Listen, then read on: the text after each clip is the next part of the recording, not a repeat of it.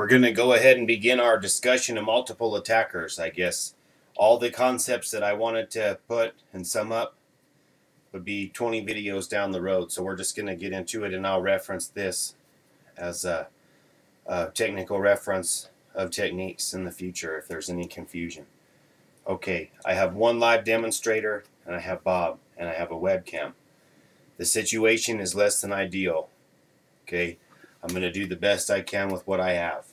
All right. Very quickly, I want to detail the definition for me of a head control. Okay, I know I talk about get the face. Well, that is great. The soft tissue of the face will give you lots of manipulations. The throat, the sides and back of neck will give you lots of manipulations. Okay.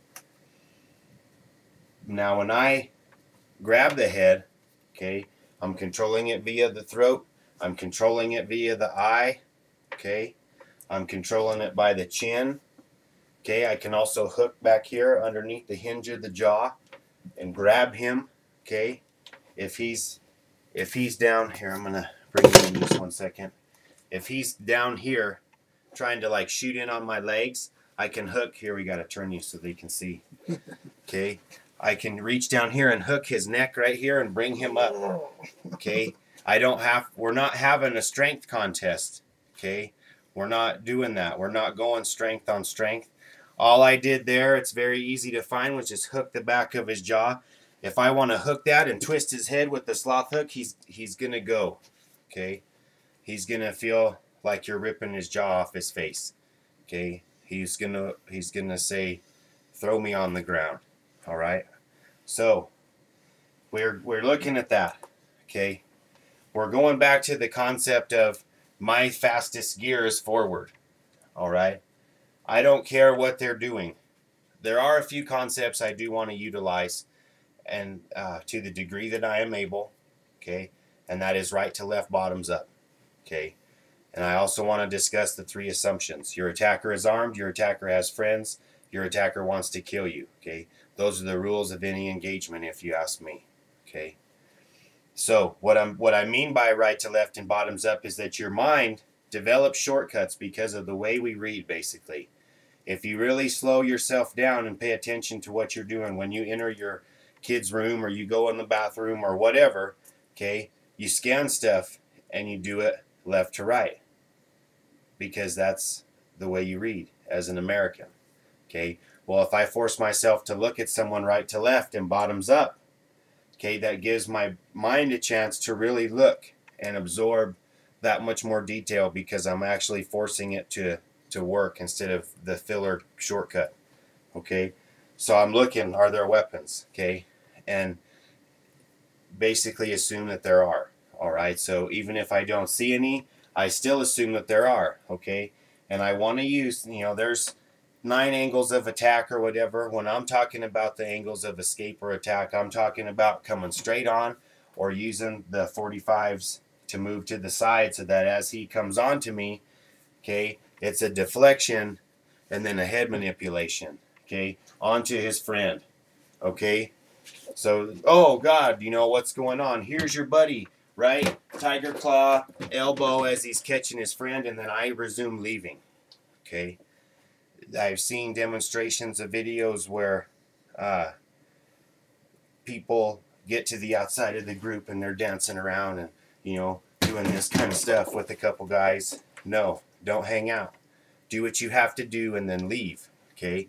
You're not there to hang out. Time is not your friend. The reason that I prefer to manipulate the target that way, okay, Tyler has a knife, and just back up, a couple feet or whatever. Me and these guys are having words, okay, and Tyler's there. He's just out of the frame, okay. So, hey, I don't want any problems or whatever. He begins to come on to me, so bam, because it's right there, okay. I then just sloth hook him, and I'm eye gouging him, or I'm getting his chin, I'm chin jabbing him and digging my fingers in his eyes, whichever you prefer. So now Tyler begins to attack me with the knife. Instead of worrying about Tyler, see, I put his buddy in the way. Okay. Was that comfortable? Were you able, he wasn't really able to strike it kind of looked like he got me, but it was kind of like palm to kidney. Bob stopped him. Okay, so that's just an idea. Okay, they're only theories. All right, no plan survives contact with the enemy. So that's why I don't practice sequence techniques. I try to give you concepts. Okay, so the deflection. Okay, he's turning this way. I manipulate him in front of Tyler. Okay, now that I've got his buddy here. Okay, here, have your buddy. Okay, or I can just dump his friend in front of him. Go ahead and keep coming on to me. And as he's coming on to me, bam, bam, the same thing. Now he's going over Bob. Okay, he's going over his friend. Oh, that looks comfortable. Okay, and now your deflections don't have to be fancy. All I did right there, all I had available to me, because Bob was coming this way, he was stabbing me, so I just hit this way. Here, come over here. We're just trying to do a slow-mo. So I just hit this way, right? Or whatever. I think I may have used this hand. I don't even remember. But I just deflected him off me and used the same principle, okay, to dump him over his friend.